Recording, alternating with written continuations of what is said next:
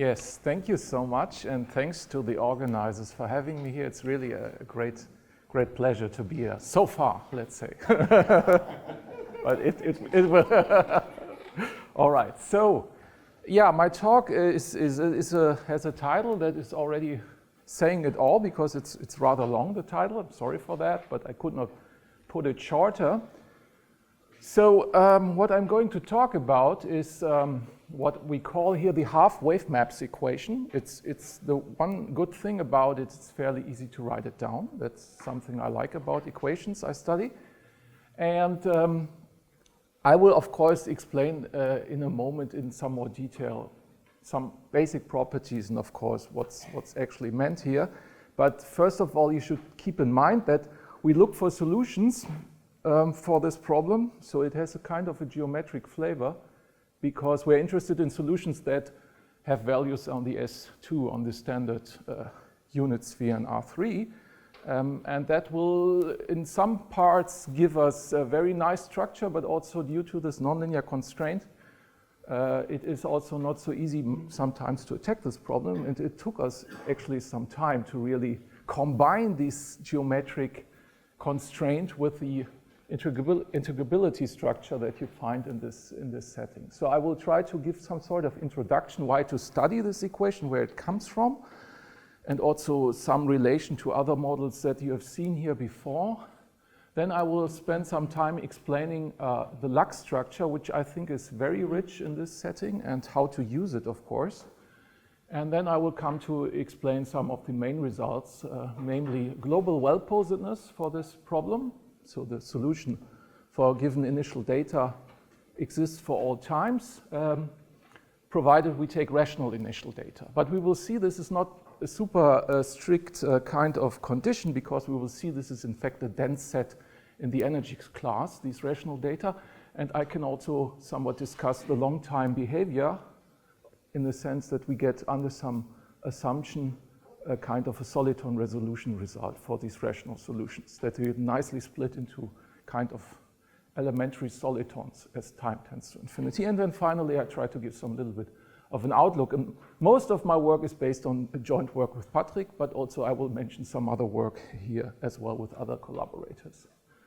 All right, so I will start in the 70s with a great work by Jürgen Moser, where he introduced what's now called Calogero-Moser systems. So he was the first one to study a classical particle system, many particle system of classical particles moving on the real line, but the number of particles n is arbitrary. That's the good feature about this. And you have an interaction which is of a very specific form, namely it's a 1 over x squared interaction potential, repulsive interaction potential, which of course, if you see, is kind of a interesting scaling, of course, once again, like 1 over length squared and the kinetic energy like this. So Moser studied this because Calogero previously somewhat conjectured that this classical system should be completely integrable in a nice sense, because Calogero studied a quantum mechanical version of that.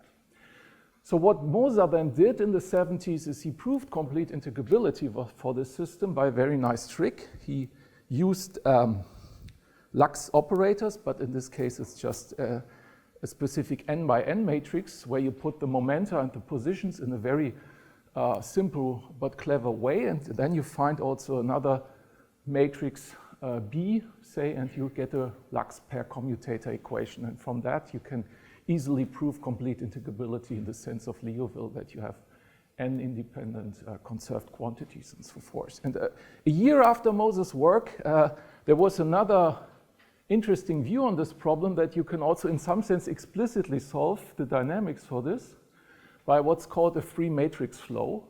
And we will see this also in some sense here in the setting of the half-wave maps equation, because this is actually related to such a Calogero-Moser system.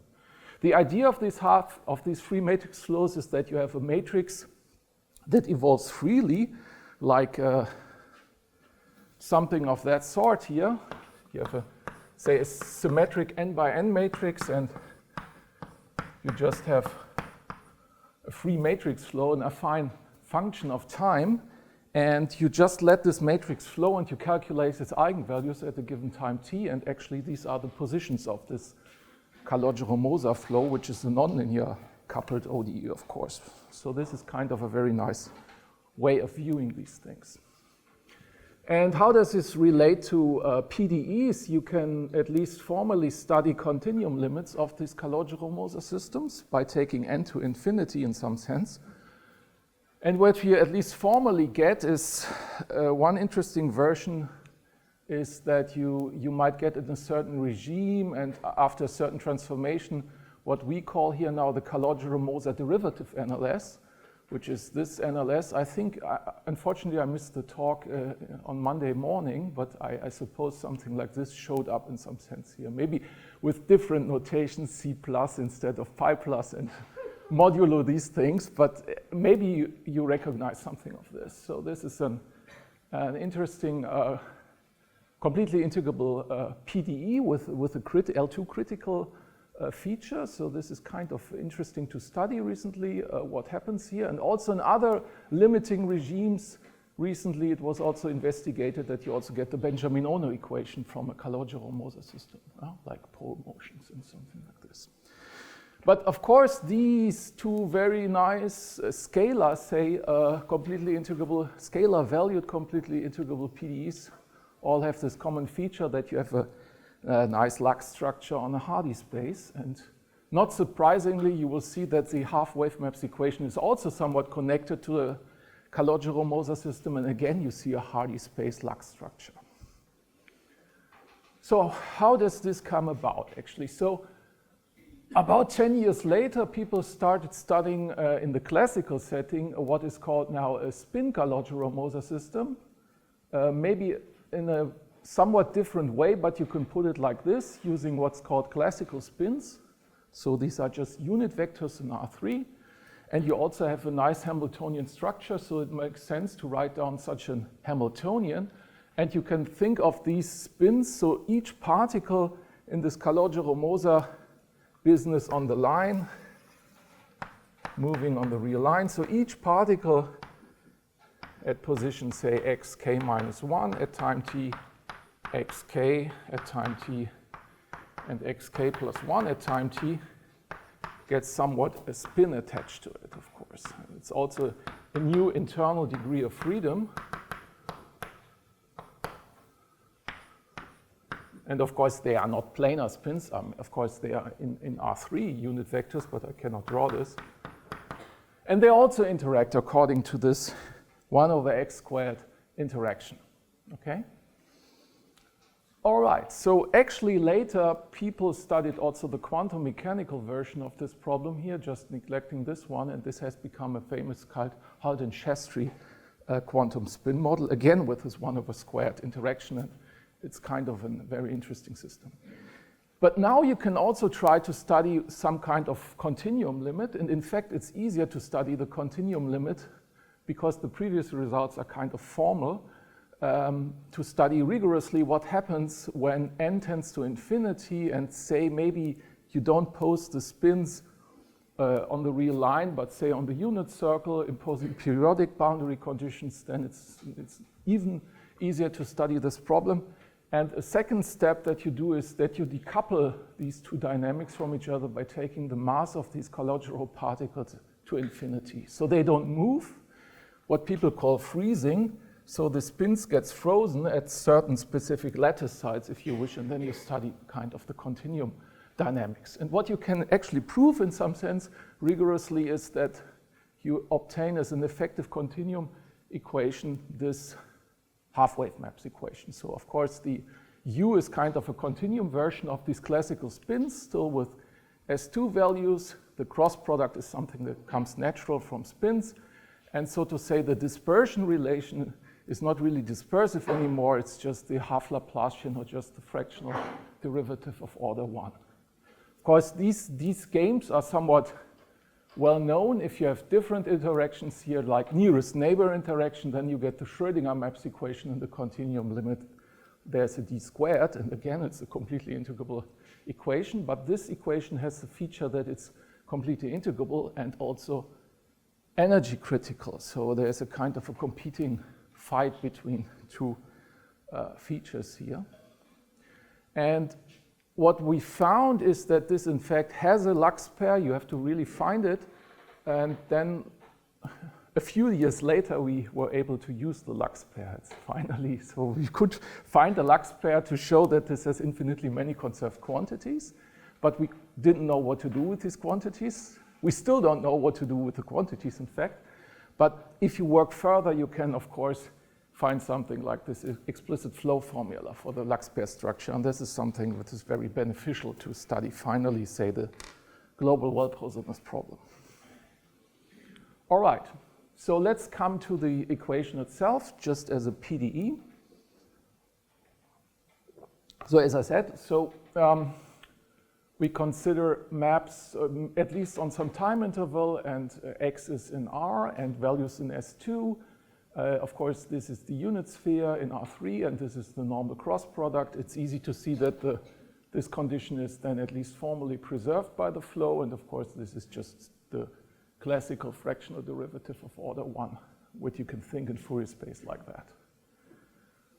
Okay, first good news is that at least for sufficiently small times, given an initial datum for sufficiently small time interval, you can at least construct solutions that have some kind of a structure, say like this. You always think of them as like, there's a fixed point on the sphere, I call it U infinity, which does not move by the time dynamics, and then there's a dynamic part V, and it's in some Sobolev space. Of course, everything is just that it is valued on the sphere, so this is, of course, another constraint. And when S is sufficiently big, say bigger than 3/2, you have, by some kind of Kato type iteration scheme, you can construct local and time solutions. And you can also view this, of course, as a kind of, is this an Hamiltonian equation? It's a kind of, it's a Hamiltonian flow, if you wish, of closed curves on the unit sphere. Okay, you start with some closed, nice curve. This is maybe the point U infinity. Typically, you would think this is the North Pole or the South Pole. I just took this part here. And as time evolves, at least for small times, we have existence of a unique solution, and you get another closed curve, which could also intersect itself. Of course, it's not a simple closed curve, maybe, for later times. All right, so this is kind of a picture. And of course, there is a parabolic version of this, which would be kind of the harmonic half-web's heat flow, if you wish, but this is the Hamiltonian version, okay? So this is the thing we are interested in. All right, so there is a formally conserved energy given by the corresponding Hamiltonian for this, and this is just the half Dirichlet energy, if you wish. So you don't take the usual Dirichlet energy for maps valued in S2, you take the half Dirichlet energy, or write it down here like this integral expression. Of course, you see a Moser type interaction like 1/x² in the expression, if you wish. And people studied this equation, in fact, previously. When this is 0 on the left-hand side, you look for critical points of the energy functional, and these are half harmonic maps, if you wish. And actually, this was done in the like 2007, say, by Rivière and collaborators. And when I saw this, then I saw, of course, they found explicit solutions in things like this. This was not known to me previously. So then it was maybe a good idea to also study the Hamiltonian flow, because this is kind of an indication that something interesting is maybe going on.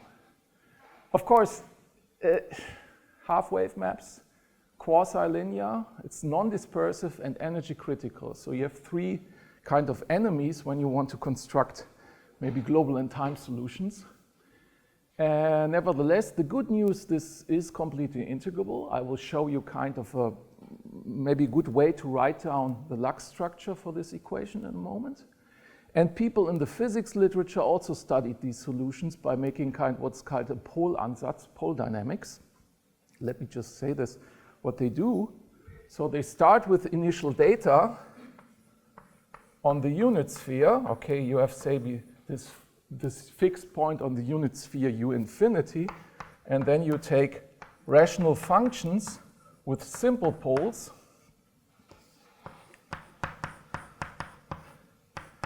and you make this ansatz here. plus complex conjugate, so it's real valued, and say our poles here are, in the lower half plane in our convention. Of course, these people like the planes in the upper half plane. This is the usual thing. But okay, let's say we have a simple pole here and a simple pole there, for instance, and a third simple pole maybe here initially. And SJs are now what these people call complex spin vectors. That's a nice idea. Of course, that this lies on the unit sphere finally, this expression. There are nonlinear constraints among these things to make this work. But the point is, if you make such an ansatz and you plug it into this half-wave maps equation, and of course the mod D works very nicely with rational functions, you see that you get a system of ODEs for these guys here, a coupled system of nonlinear ODEs. And it's self-consistent. So you can at least for short times run this ODE and you get some kind of pole dynamics, okay? But the point with this ansatz is that these poles could collide in finite time and then your ODE system breaks down, and it's not so pleasant to study this mathematically. Nevertheless, you get maybe a good intuitive picture first why rational solutions play a nice role in this setting, and also what the dynamics could be, okay? So what these people studied here is these pole dynamics and also numerics, and they see the solution exists for all times and everything behaves nicely, but how to prove this mathematically is not so clear at the moment. Okay. And of course, another feature of this equation is it has nice solitary, very explicit solitary, traveling solitary waves. So you make an ansatz of this form, say, you want just a profile, QV. V is your velocity with which you travel in this solitary wave. It's a given real number first. Q might depend on V, but it should be finite energy, of course, at least. I mean, if you relax this, nobody knows, but we want to have finite energy traveling solitary waves. And what you find is that you can completely classify all these guys because you finally study an equation for that, and you can analyze this equation. And what you find is that you have a complete and explicit classification, I mean closed form expressions of all these guys in terms of Blaschke products. And another thing to notice is when the velocity is in modulus bigger or equal than 1, there is no traveling solitary wave except for the trivial one when Q is just a constant, which is of course a solution to this, but in a sense there is no traveling solitary wave with faster than the speed of light, if you wish, when C is 1 in our units. So this is kind of the result here in these papers. And you see another feature which is maybe not so completely unfamiliar if you look at other critical problems, is that you have a quantization of this energy of these guys by an integer m times pi, and the velocity here enters with this factor. And you see you can make traveling waves with arbitrary small energy by pushing them close to the speed of light, if you wish, to the speed 1, where they somewhat degenerate to a point. So this means there is no kind of energy threshold where you can expect if I have data with energy less than some critical number, say pi or whatever, you have kind of a nice free solution, if you wish. If you can prove that, you always have these arbitrary small solitons that can arise in this business here. So this is kind of an interesting feature of this half-wave maps equation. Just as an aside, this was something I recently studied with a PhD student of mine and then also with Armin Shikora, is that you can also play this game by saying in terms of I want to replace S2 by the hyperbolic plane, where, I mean, you might naively expect that this becomes now a defocusing equation, but it doesn't. The half-wave maps equation doesn't. You also get finite energy traveling solitary waves when the velocity has a modulus that is bigger than 1. So this is kind of the dual picture and that you get. Why I studied this is because for some time I thought there is a kind of a Hashimoto transform for this equation where you can transform it into an interesting nonlinear type Schrödinger equation where it's focusing for the sphere and defocusing for the hyperbolic plane, which is true for Schrödinger maps, but this turns out to be wrong. So no more Hashimoto transform or something like this. I thought for this for some time to study the global well-posedness, but this is kind of the negative news about this. All right, so let's come really to the Lax pair structure. First of all, you do a reformulation. This is also used when you study the Schrödinger maps equation. It's just a simple algebraic trick, but it's very powerful, is that you can say, okay, I can rephrase my half-wave maps equation in terms of a matrix-valued equation using the Pauli matrices. So here are the components of my unit vector encoded in this special 2x2 matrix, which of course is self-adjoint, squares to the identity matrix in 2 dimensions and has trace 0. And yesterday night I walked through my room and I saw this kind of formula in some sense posted on the site when they talked about Emmy Noether's life. When you study the quaternions, of course, this comes up. But this is a good kind of feature we will see. This allows us to really formulate the Lax pair structure nicely. So what you get is, of course, that the cross product becomes a matrix commutator and you get an I sneaked in here, but this is not a big problem. And I just want to mention that you can also now view this equation here, the half-wave maps equation, written as this matrix-valued version, formally at least as a dispersionless limit of what's called the spin-Benjamin-Ono equation that was recently introduced. That you take this kind of equation for matrix, self-adjoint, say matrix-valued functions, and if d is 1, of course, this becomes the normal Benjamin-Ono equation, because the commutator of 2 numbers is 0. But once you have really matrices, this becomes non-trivial, and if you think of this going to 0, this epsilon, and u squared is maybe forced to be the identity, then of course this derivative is also going away, and you at least formally get the half-wave maps equation as a zero dispersion limit of this, okay? And you found a Lax pair for the spin-Benjamin-Ono equation, which surprisingly looks very like the Benjamin-Ono equation Lax thing when you just replace everything by matrices. Okay, so, but we want to have a Lax pair, so at least we already have this as a Lax pair, if you want to interpret this in the right way by seeing ut for a fixed time t, this matrix-valued function, as a multiplication operator, say on L2 functions on the real line with, this is, okay, this is a bit beyond my, it's a bit weird, but with C2 values, say, so it acts on vectors, on spinors, if you wish. And of course, then you can write this equation, if you now interpreted this as multiplication operators acting on this Hilbert space, as a Lax equation, of course. Very good. The spectrum is preserved of my multiplication operator. The spectrum is plus and minus 1, regardless what u is. It's a Lax equation, but it's not the best Lax equation in the world, I guess. So we need a decent Lax pair, and a decent Lax pair you can get by adding to the old guy another term, which you can just commute freely by using the algebraic condition that you have here. It's a bit of a calculation. So you still have the same Lax operator, but you change the b to something that always commutes with this L. But now you gain something, because now you have kind of a Lax equation where you can choose L to be this guy, or P plus or P minus, where P plus or P minus are the Cauchy-Segur projections. Of course, it's a calculation to see that this is true. And just to mention, if I take LU to be P plus, then of course the left-hand side has to be identically 0. It just means that P plus always commutes with BU, okay? All right. But now we have Leibniz for the time derivative and also for the commutator, and then you can see any products of these operators for the same BU give another Lax operator, and now I can form these operators like P plus, mu, u, the multiplication operator, sandwiched with P plus or with P plus and P minus.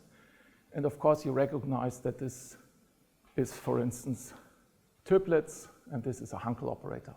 Depending on the choice what you like by a Hankel operator. Okay, there are perversions in this business, like antilinear, and so I don't want to do this. So I want to have the Hankel operators in this form.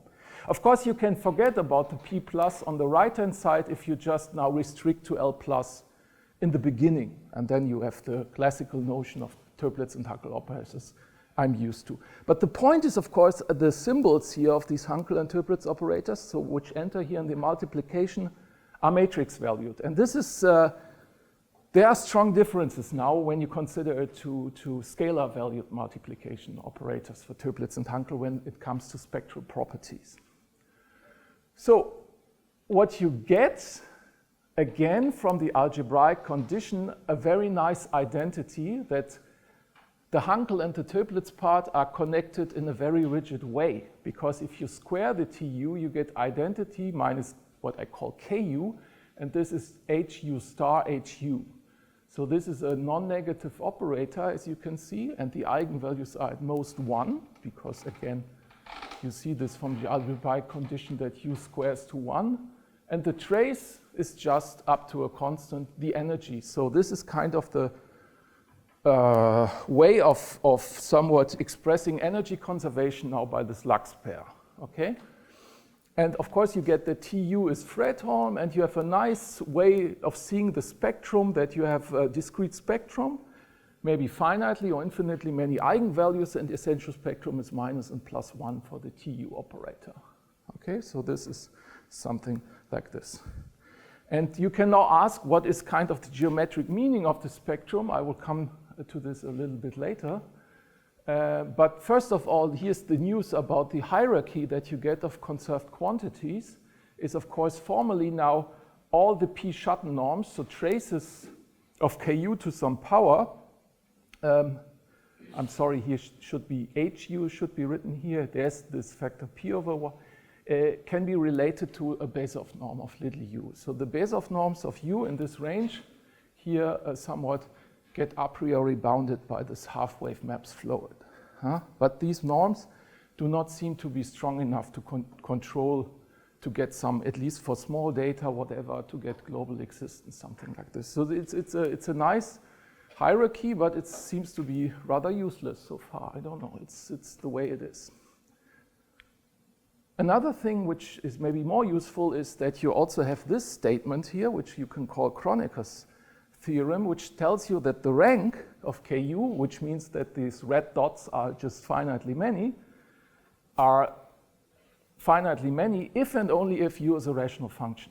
And you can also maybe relate the rank to the number of poles of U and so forth, but let's keep this in a non-quantitative way. So rationality is preserved by the flow, at least as long as the solution exists. So this is maybe something interesting, and this is, of course, something this is consistent with this physicist's picture here. So this is maybe rather useful. So now comes, of course, the point I'm really interested is now, how can we, at least for some data, get global in-time existence, or global well-posedness, in fact, in a stronger sense? And if yes, what can we say about the limit as, say, t tends to plus or minus infinity for these solutions? From the beginning of introducing the equation to this result, I think it's more than 10 years. And in between these 10 years, the only globally in time known solutions were the traveling solitary waves. Sorry to say that. Even if you assume small data, in some sense, there was no way of getting further. It was quite frustrating in a way that I did not like to talk about this equation anymore at a certain point of my life. People asked me about it, and then I said, yeah, well, you know. But okay, sometimes you are lucky, finally, if you live long enough, to use an explicit flow, to derive an explicit flow formula for the half-wave maps equation, in the spirit of the explicit flow formula that Patrick derived for the Benjamin-Ono equation. But here you have to then use this explicit flow formula to construct global well-posedness, at least for rational data. And I will come to this, how rationality enters here. And once you have global well-posedness, at least for these data, you also get, I'm sorry to say this, You also get soliton resolution. I mean, compared to Benjamin Ono, it looks a bit more, it looks already in a step further, but Benjamin Ono is, of course, the holy grail. I don't want to say that too much. But here you get this, but because rationality helps you. Also in Benjamin Ono, rationality helps you, of course, to get this determinant formula, but here rationality helps you in a very decisive way. We will come to this. So here's the theorem. So the Cauchy problem is globally well-posed for rational data, which means for any, I call it rat, from R to S2, any rat, there exists a unique solution, continuous in time, and in H dot infinity, any HS, with this initial datum, of course. So as I said, this is the first global well-posedness result at all in some sense for half-wave maps, and it's no small data, so these can be very large in energy, arbitrarily large. And the good point is also red is dense in the energy space. Of course, you have this nonlinear constraint, you have to work a little bit, but these maps are in fact a dense subset of the energy space. So in some sense, you reach maybe everything by taking certain limits, but of course it's delicate, but you start already with some set which is not too small, if you want to say it like this. Okay, I will come to explaining, so I have time until 10 past, is this right or no? 10 past, okay, good, sorry. So I will explain how to attack this, and then at some point I will explain how we use the rationality. But the rationality is not completely essential, let's say. That's important to notice. Of course, at some point we use it, but the whole strategy is not completely dependent on rational data, of course. So let's start with the explicit flow formula for our problem. So of course, I want to use the matrix valued version, because this is a way to use also the Lax pair, and in an analogous way to the Benjamin Ono thing, you have, of course, that it only suffices to consider the positive frequency part of your solution. So the fixed point on the sphere or this fixed constant matrix does not play a role. It gets preserved by the flow. Vt is a Sobolev function, say, but you just project onto the positive frequencies, and you can construct the solution again in a very simple way if you just know the positive frequency part. Because of this condition here, you can just get everything again. So here's the formula that might look familiar if you have seen such formulas before, but I will explain again a little bit here what enters. First of all, there's this triplets operator, of course, entering here, U0, but you should be aware it acts now on functions that are matrix valued. Otherwise, this formula wouldn't make much sense. I also use it when it acts on spinors, but here it's important it acts on matrix-valued functions itself. And what you get is, of course, this guy is bounded. This is nice that you just have a bounded Lax operator, and I will explain what X, in my notation, X star is in a second. Again, people might know it, but I want to say it, and also what I plus is. Okay. So this is the formula that says if you have a smooth solution, say on a compact time interval, rationality is not used here, it is given by this formula. Of course, you might wonder, the formula makes sense for all t, why you are not finished here. You will see very easily that you are not finished here. You have to do something to see that this really gives maybe a decent solution, like a strong solution. And you have no loss of energy at some point of time, which could happen if you have a scalar valued U0, because this is the dispersion limit of Benjamin Ono. But here you have matrix valued with these conditions, and this somewhat enters magically. Okay, let me just say what I call X star. This is kind of what I would like to see is a kind of a renormalized version of the position operator, multiplication by X. On the Hardy space, you have two choices, X and X star, because X and X star are not the same. So this is the operator on the Fourier side given by the derivative with respect to psi times I, and this is the domain of definition. So the good point is that compared to X, X star has such a rational function, and the solitary waves are in this setting belong to the domain of this guy, whereas this has a decay which is too bad and does not belong to the domain of X. So what are X and X star are just the generators of two very important semigroups on the Hardy space. One are the right shifts and one are the left shifts. Okay? And X star will be the important thing. So the left shifts on the Hardy space are, so to say, the essential semigroup in this business. So how to prove this? Yeah, well, you have this formula that you can just reproduce f, the Hardy function itself, by this formula here, and I plus is just this one, kind of a Cauchy formula. And how to get the explicit flow formula is kind of just a change of basis, if you wish, comparable to Heisenberg's picture of quantum mechanics. Yeah? So instead of taking X star, you can sneak in a unitary map, and you find out that the unitary map generated by the B in the Lux pair is also giving you the evolution of Vt, like the state, if you wish, in quantum mechanics. But you can boil down the evolution of states into an evolution picture of operators in the Heisenberg picture. And this is something you just do basically here. And you can just commute here.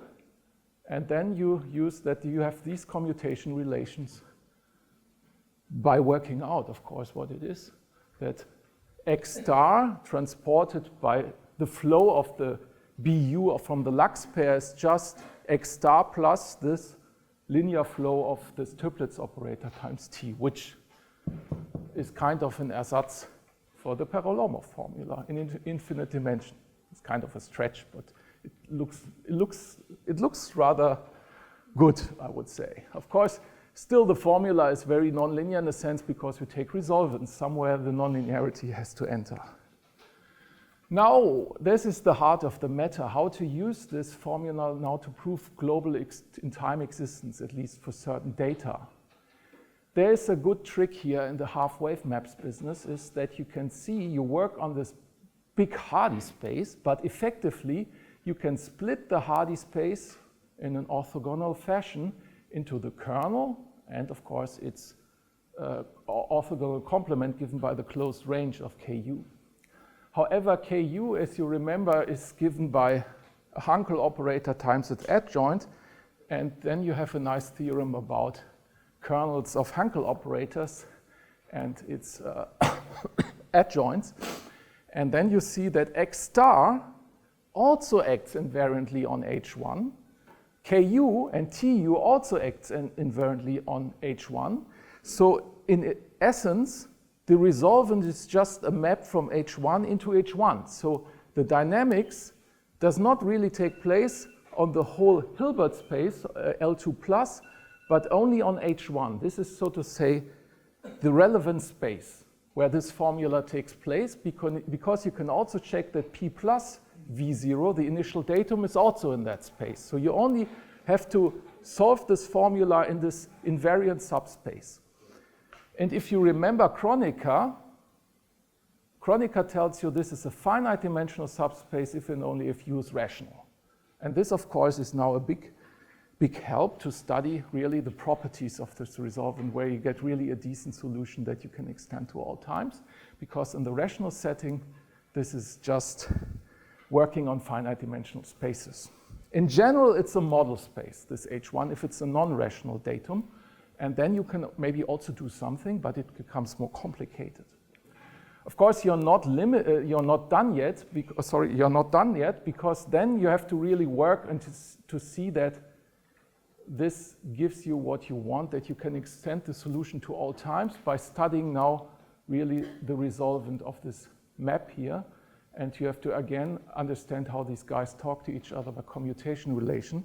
But in this finite dimensional setting, you just have to see that the eigenvalues of this map stay bounded away from the real line and stay, so to say, in the closed upper half plane. And for any time, they stay in some strip here,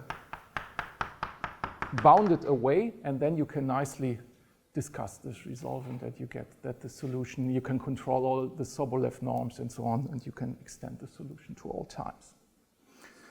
All right, so let me come to the second main result, and this is the last main result, once you have the global in time existence, at least for rational solutions, you can ask about the global, the long time behavior.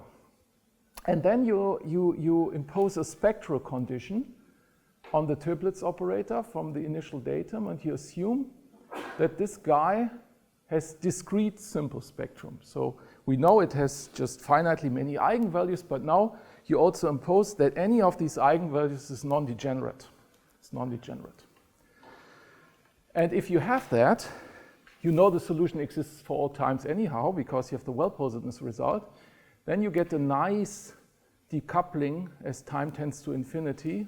You have an error that goes to 0 in any Sobolev norm into a kind of a linear combination of ground state traveling solitary waves with least energy. So ground state means the one with the smallest energy, non-trivial ones. So they all decouple. This is also not super surprising because the V1s to Vn's can be thought of the velocities of these poles moving. And if they are all different, you finally expect that they all disperse, repel from each other finally, and you get settled into a state of receding solitons with different velocities, and you get, of course, then this kind of large time behavior. And the profile is just the same as you go to minus and plus infinity. So there's no need to have Q plus or Q minus. This is, comes out of the analysis. And what you get as well is that you get control of all Sobolev norms to any order a priori for these kinds of solutions. So you have no growth of Sobolev norms. Although you have this very poor hierarchy, which cannot control things, H1 is completely out of range, but in this setting, H1, H1000 you can control, and you are done. Of course, this does not follow from any conservation laws. This follows from this asymptotic behavior that you can use prove these bounds. Again, with some more effort, you can prove that this assumption that these guys have simple spectrum is in fact a dense subset in the energy class. So in this sense, this assumption is at least satisfied on a dense set of initial data. Again, it's not so easy to show it because the simplicity of the spectrum, because again, you have this constraint that these matrix U0 squares to things, and we really have to, there you have to work really to show that this is simple in fact. It is dense in fact. Of course, what may happen for degenerate eigenvalues, we don't know. It could be that you have turbulence in the sense that you have growth of Sobolev norms. Could be, who knows? Because this is kind of interesting compared to the Calogero-Moser derivative analysis where you do have these turbulent solutions, and the analysis is somewhat similar for the asymptotic time behavior, but something else of course happens here. Let me just walk through the proof in one slide, basically. So of course you use the explicit formula and your small parameter becomes 1 over t, which I call epsilon. And since you work just on a finite dimensional space, you study kind of this matrix depending on epsilon. X star is of course a non-Hermitian matrix on this finite dimensional space, but this guy is of course given by a Hermitian matrix because T is self-adjoint. And then you can, of course, make perturbation analysis for matrices if you start with a simple eigenvalue. Then for small epsilon, the perturbation is, of course, not self-adjoint, but this is not difficult. The point is TU0 is self-adjoint. For small epsilon, again, M epsilon also has simple eigenvalues. And this already tells you from the formula that you deal with a rational function that only has simple poles when epsilon is sufficiently small, and that means if t is sufficiently large. All poles are separated finally. And once you have that, you can just turn a little bit the machine, and then you can finally get a nice representation for large times in the way the physicists like it to write it down, and then you can analyze and see finally everything settles to what I wrote down into a finite sum of these ground state solitary waves plus some error that goes to 0 very strongly. Okay, So I'm almost done. I'll just make 2 more slides. Again, what can you do? You can, of course, play the game on the torus instead on the real line. The half-wave maps equation looks more or less the same. Of course, the mod d becomes multiplication by mod n on the Fourier side, and n an integer. Many things are very similar. Some things, of course, you cannot expect scattering for large times or soliton resolution because you're on the torus. But you also get an explicit formula that looks, of course, a little bit different, but nevertheless, you can play the game to get global well-posedness for rational data, and you get, without assumptions on the spectrum of the triplets operator, bounds on all the Sobolev norms in the periodic setting, because there's a nice difference that you can use here. And another thing that you can do is, of course, you can go away to a more general setting that you say, I take this HWM equation for matrix-valued functions, not with trace 0, but with this trace fixed. K is a given integer, and it squares to the unit matrix in d dimensions, and it's self-adjoint. And of course, you can identify this with the Grassmannians, with the k-dimensional subspaces in CD. And in particular, you get the projective spaces for Grassmannian 1 CD. And this is kind of something people sometimes from physics ask me for this model when you have values in CP2, not in CP1, because this is something in physics people like to study sometimes, called the nonlinear sigma model with projective spaces. But here you can basically do the same analysis to get global existence and soliton resolutions, although the solitons are not so explicitly to study here. This is a difference here. This is an open problem in the Grassmannian case, what these guys really are. Okay, major open problems. So it would be nice if we can rule out or prove growth of Sobolev norms for certain data. I don't know, or even finite time blow up. Who knows? This is, I think, a major open problem. And second and finally, you might think half-wave maps equation is kind of a machine that can tell you whether you have a rational initial datum or not, in the sense that non-rational data blow up in finite time and rational data exist for all times. However, at least for certain non-rational data, you can also prove global in time existence. So the story is not so simple. So, and finally, maybe for all say finite energy data, you have global in time existence. Who knows? But still, the approach is not completely limited to rational data here. So I thank you for your attention.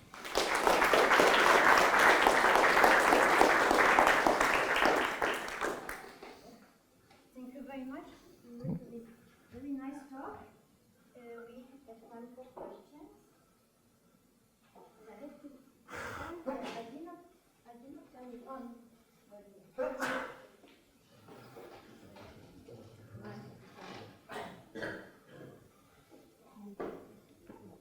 You have to use the microphone. And if I don't like the question, I shut off the microphone.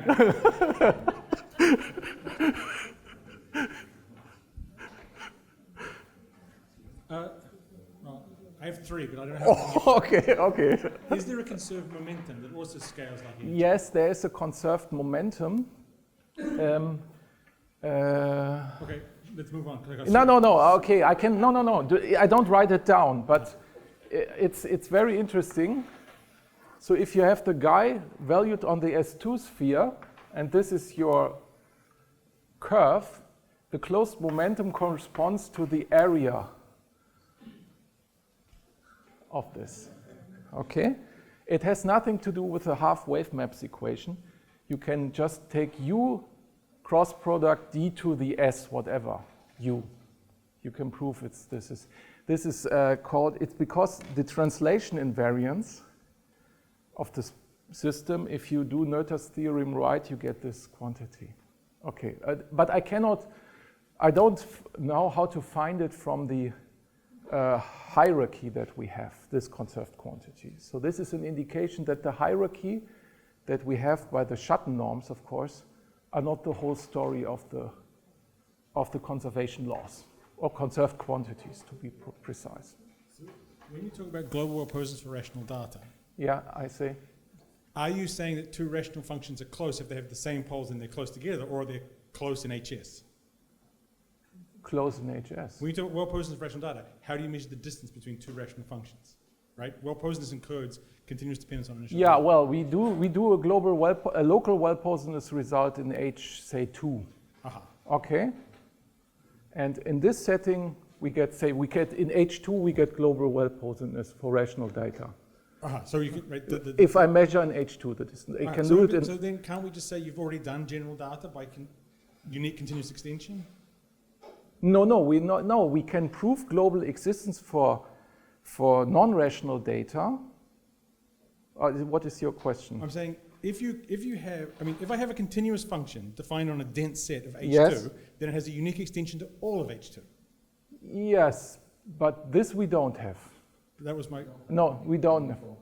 No, this we don't have. We can. Yes, this we don't know. Yeah, this is your interpretation. No, this we don't. Say we have non-rational, certain cooked up non-rational data, and we can, by the density of rational data, approximate them in H1/2, say. And we get, of course, we have the flow formula. We also know we have a limit, and we can show this limit does not lose energy, say, for all times. Okay, but we don't have what you would call a decent global well-posedness, that we have a continuous extension of the flow in the sense that blah, blah, blah. So, last quick question. Don't you imagine that the multiple eigenvalues could correspond to scattering to more complicated multi-solitons? Yes, that would be I would think, because if you have an excited half-wave, half-harmonic map, it has, say, a degenerate eigenvalue of order 2. So one could envision that if you have degeneracy of the triplets and global existence, I'm talking about rational solutions, they scatter to excited half-harmonic maps or traveling half-harmonic maps. That would be consistent. But it could also be that due to some of these degeneracies, you can cook up a solution that has a growing Sobolev norm. It does not settle because the scaling parameter in the half-harmonic map behaves badly as time goes to something like that. I mean, there could be something in this. I can give this back. Do you have a physical explanation why there are no radiative waves? Yeah, because, a physical explanation. The mathematical explanation is the spectrum of TU has no continuous spectrum, okay? And the physical explanation is, yeah, because the mod D is a non-dispersive guy, and you don't have the ability to have dispersion here in this equation compared to the Schrödinger equation. You have a very bad continuous dispersion relation, which is like a wave in 1D and not a parabola, say, for Schrödinger maps. Okay, this answers your question. Okay. It's a physics test. Any other question? Okay. Oh, yes.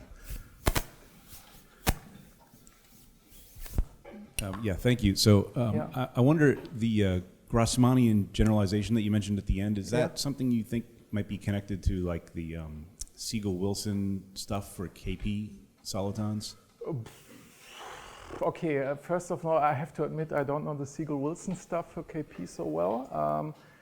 But I think, maybe you know something of this, but I think if you talk about Grassmannians here, it's more like what Herbert Koch means with these Grassmannians, doesn't he? Talking about infinite Grassmannians, these things? I mean, it's... Where you have, a sequence, not on CD, so to say, but on an infinite dimensional Hilbert space or something like this. Right. Oh no, then this is definitely something different here. Okay. Okay. Thank you. I hope. I have a question. yes, please.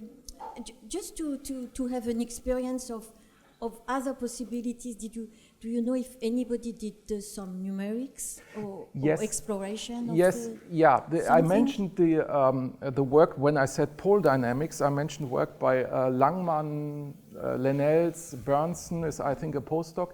They did numerics on this equation, and also Matsuno wrote a paper, and he did also some kind of extensive numerics on the equation. Yeah. And did they see something else than? Yeah, we confirm, so to say, what they see. What Matsuno sees is like this soliton resolution in some sense in large times, and they see you have no finite time blow up, everything looks nice and so forth. So it's kind of a confirmation of what the people see numerically. Yeah. Okay. So, any more questions? Yes.